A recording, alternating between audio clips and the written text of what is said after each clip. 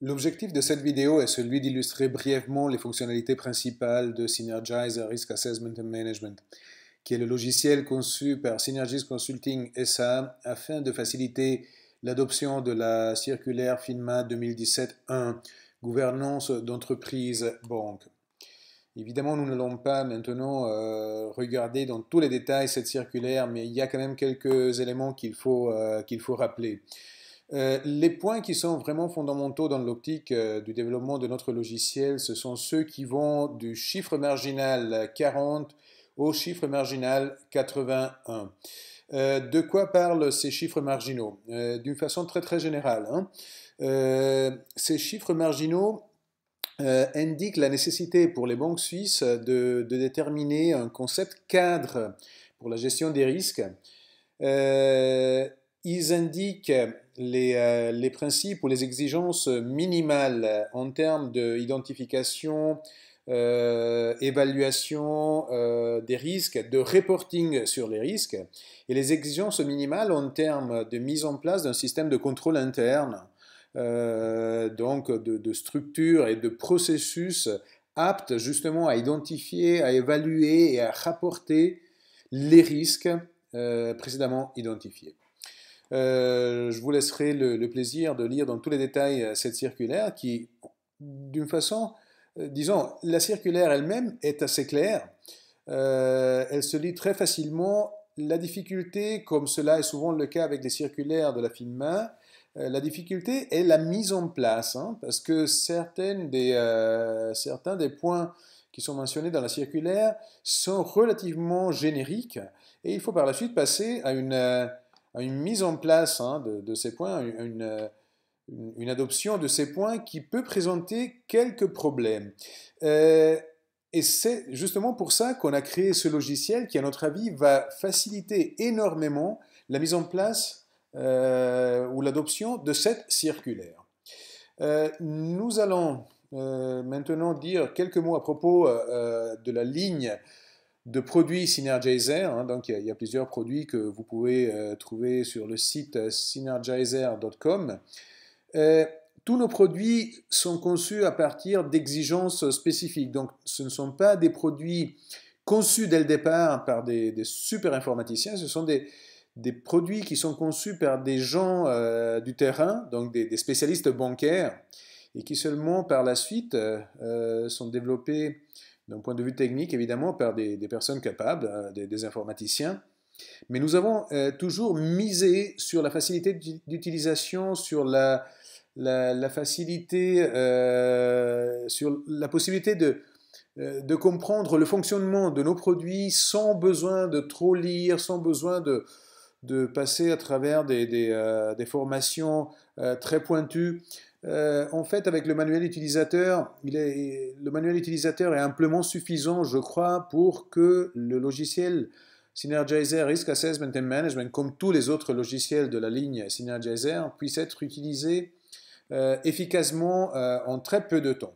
Or, le menu principal, comme vous le voyez, est en anglais, mais attention, en réalité, avec un seul clic, vous pouvez changer la langue des masques d'input, tout comme, on va se mettre en français, tout comme les masques d'output, ou si vous voulez, les reports qui sont créés. Ce sont des reports qui sont déjà façonnés, qui sont déjà prêts pour être imprimés.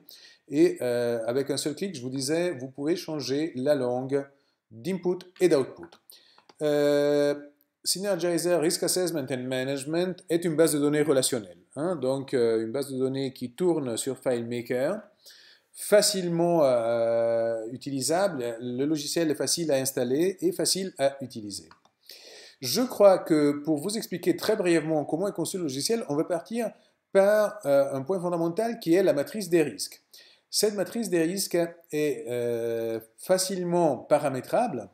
Il est très facile de déterminer, d'indiquer des valeurs d'impact, hein, donc là on l'a déjà fait en quelques langues dans notre base de données qu'on utilise maintenant pour cette vidéo. Vous voyez que les impacts sont indiqués en termes monétaires, l'impact potentiel donc des risques, La probabilité que ces risques malheureusement se manifestent est aussi indiquée on peut l'indiquer dans les 4 langues du logiciel. On l'a déjà fait pour l'anglais, le français et l'italien. Et comme vous le voyez, nous avons 8 niveaux, hein. Aussi bien pour l'impact que pour la probabilité, nous travaillons avec 8 niveaux. À vous de savoir combien de ces niveaux sont nécessaires pour votre banque. La plupart des exemples qu'on a vus, ou la plupart des banques avec lesquelles on a parlé, utilisent des matrices à seulement 5 niveaux, qui à notre avis est une bonne façon d'aborder la question de la matrice des risques. On a aussi vu des clients qui sont arrivés à déterminer jusqu'à 8 niveaux d'impact et de probabilité.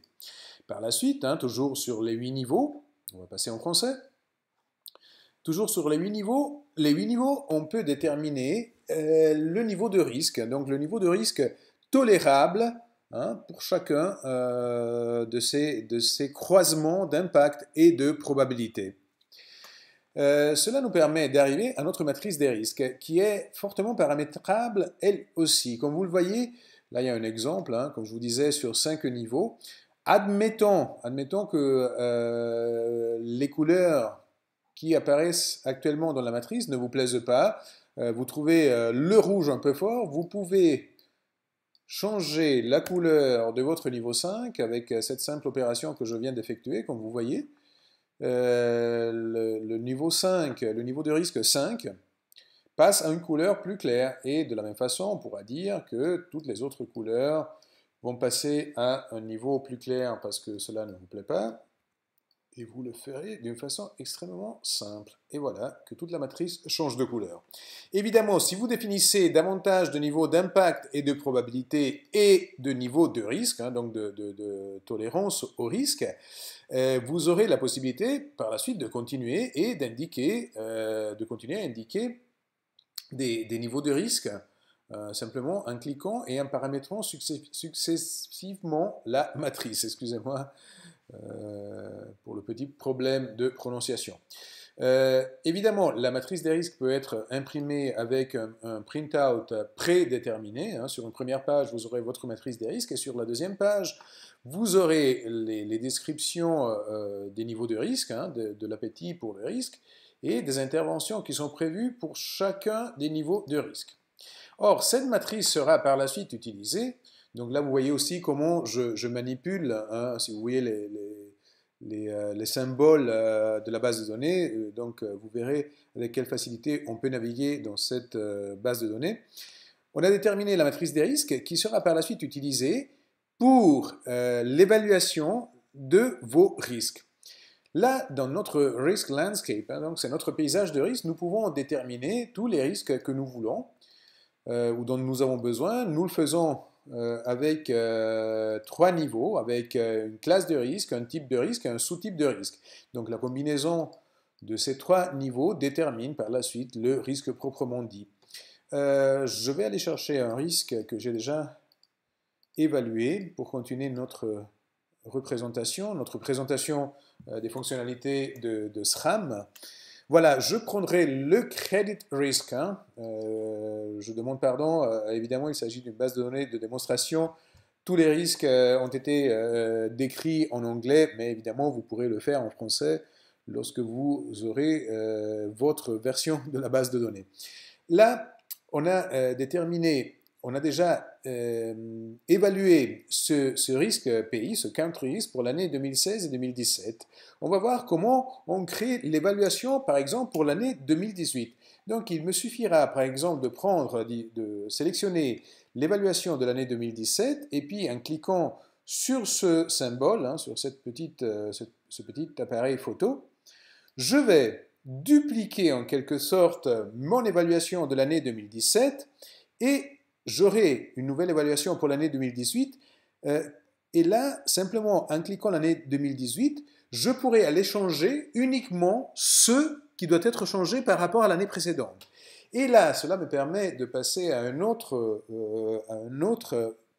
partie du logiciel qui est celle dans laquelle on fait l'évaluation justement des risques et je pourrais déterminer avec une série d'éléments quel est le risque le Inherent Risk Assessment, donc le risque intrinsèque, hein, pour le country risk, avec des éléments, différents éléments, que je pourrais évaluer. Hein. Je pourrais évaluer chacun de ces éléments en utilisant les niveaux de la matrice de risque que j'aurais précédemment paramétrés. Donc la probabilité et l'impact de chacun des éléments, je pourrais le déterminer simplement en allant chercher, hein, dans ma matrice des risques, le niveau qui me paraît le plus adapté de cette façon-là. Or, je vais faire ça pour tous les éléments que j'aurais précédemment indiqués, et mon évaluation du risque intrinsèque, mon évaluation globale, sera soit la plus élevée de celle que j'aurais indiquée dans les éléments, ou si cette évaluation la plus élevée ne me convient pas dans la globalité, je pourrais changer légèrement mon évaluation globale de cette façon-là. Ben là, je viens de changer l'impact global de mon évaluation. Et à ce moment-là, l'évaluation du risque intrinsèque changera, comme je viens de l'indiquer. Hein, donc, l'évaluation de mon risque intrinsèque passera à 3. Par la suite, je pourrais indiquer une série de mesures qui me servent à mitiger les éléments que j'ai identifiés préalablement, hein, dans le tab précédent, pardonnez-moi. Et là aussi, je pourrais indiquer quel est le niveau de mitigation de risque que chaque élément peut apporter.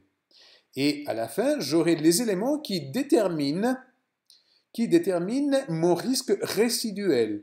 Et avec la même façon de procéder, hein, je pourrais déterminer quel est mon risque résiduel.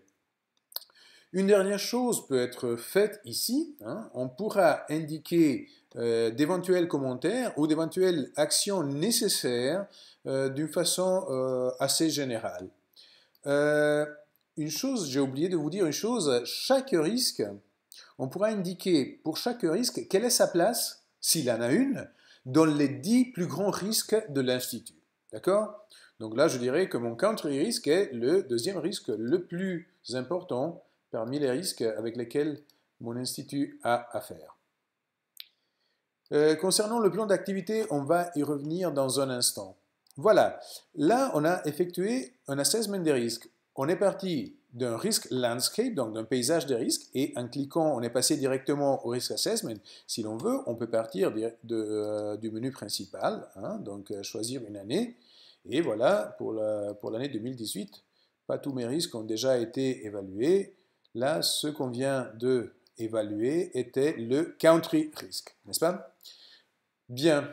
Comme je vous disais, il y a toute une série de print-out qui sont prédéterminés. Hein, donc, il s'agit uniquement ici de cliquer la petite imprimante pour pouvoir par la suite imprimer toute une série de rapports qui sont prédéterminés dans leur forme et qui sont vraiment très faciles à lire, qui peuvent être utilisés aussi pour un reporting au conseil d'administration ou à la direction générale, voire même à la révision interne ou externe.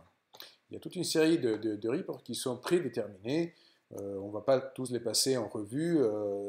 Ici, c'est juste pour vous montrer un peu quel type de rapport vous pouvez obtenir juste avec un clic. D'accord? Bien.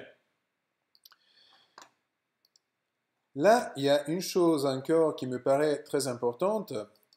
On peut déterminer des limites de risque. Donc, pour les risques que j'aurais identifiés, je vais rechercher encore une fois mon risque pays, hein, qui était le 341, j'espère de le retrouver. Voilà. Pour ce risque pays, je pourrais déterminer par exemple une série de pays pour lesquels j'indiquerai une limite de volume exprimée en millions de francs suisses et je pourrais indiquer jusqu'à quand ces limites seront valables. Évidemment, suivant le type de risque, j'aurai d'autres types de limites qui pourront être indiquées. Et on peut là aussi très vite tirer un rapport qui nous indique les limites qui auront été déterminées pour chaque risque.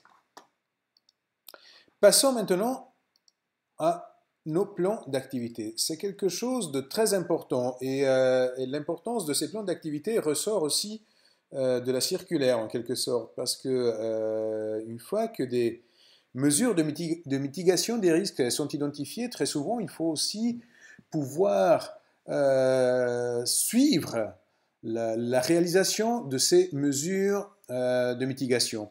Or, dans ce logiciel, vous pourrez déterminer toute une série de mesures de mitigation. Là, on va chercher quelque chose d'un peu plus structuré, par exemple.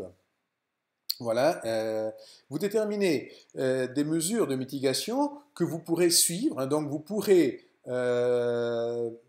indiquer pour des dates successives, prenons la date d'aujourd'hui, je pourrais dire quel est le statut de réalisation à ce jour. Vous pourrez écrire évidemment ce qui vous convient. Mais ce qui m'importe ici, c'est qu'on pourra indiquer quel est l'état de réalisation de chacune. On pourra indiquer successivement quels sont les états de réalisation de ces mesures de mitigation et on pourra indiquer en utilisant une échelle qu'on appelle RAG, le Red, Amber, Green, on pourra indiquer où on se trouve dans la réalisation des mesures de mitigation qui sont mises en place pour mitiger les risques identifiés. Là aussi, il est très facile par la suite il est très facile d'imprimer des rapports qui indiquent où vous vous trouvez dans la réalisation de vos mesures de mitigation. Là, je n'ai vraisemblablement pas pris un très bon exemple. Il s'agit, comme je vous disais, d'une base de données de démonstration, donc il y a un peu de tout dedans. Mais cela me paraissait très important d'indiquer cette possibilité, la possibilité de savoir tout le temps où on en est dans la réalisation de nos mesures de mitigation, avec un lien très précis avec les risques identifiés. D'accord? Voilà. Je crois que, comme explication très très générale, nous avons fait un peu le tour de la question. Il reste encore quelques menus, on ne va pas rentrer dans tous les détails. Ici, évidemment, vous pouvez déterminer quelle est la langue de préférence lorsque vous ouvrez la base de données. Il y a la possibilité d'importer d'anciennes versions du logiciel, d'importer juste avec quelques clics les données dans de nouvelles versions et cela est fait à travers cette fonctionnalité que vous voyez ici. Donc il n'y a même pas besoin d'une intervention directe de Synergis Consulting et ça pour faire la migration des données. Je crois que nous avons dit les choses fondamentales concernant ce logiciel. Je répète, c'est un logiciel qui sert à faciliter l'adoption de la circulaire FINMA 2017-1, gouvernance d'entreprise banque. C'est un logiciel extrêmement user-friendly, très facile à installer, très facile à utiliser.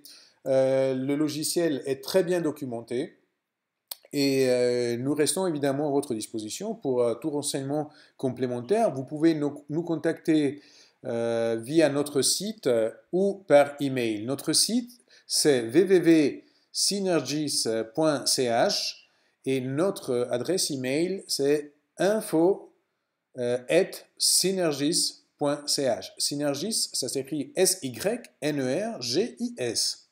Je vous remercie de votre attention et j'espère d'avoir suscité un peu de curiosité. Il y a une version de test, une version trial qui est disponible. C'est une version runtime qui ne demande même pas d'installer FileMaker pour la faire tourner.